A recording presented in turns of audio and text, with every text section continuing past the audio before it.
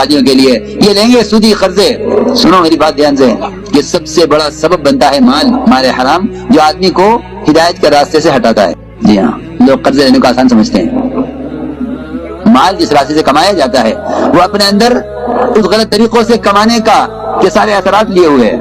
دیکھیں کہتے ہیں کہ اگر قرض لینا بھی ہے تو کسی ایسے سے لو جس کے بارے میں تمہیں یقین ہے کہ ہاں اس کی کمائی حلال ہے۔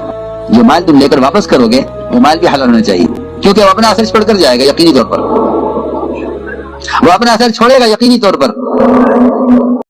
السلام علیکم ورحمۃ اللہ وبرکاتہ۔ دوستو ایک بار پھر حاضر ہوئے ہیں آپ کی خدمت میں حضرت جی مولانا سعد صاحب کا ایک بہت ہی اہم بیان لے کر۔ امید کرتا ہوں بیان آپ سبھی بہن بھائی کو پسند آیا ہوگا۔ ویڈیو کو لائک کریں، شیئر کریں۔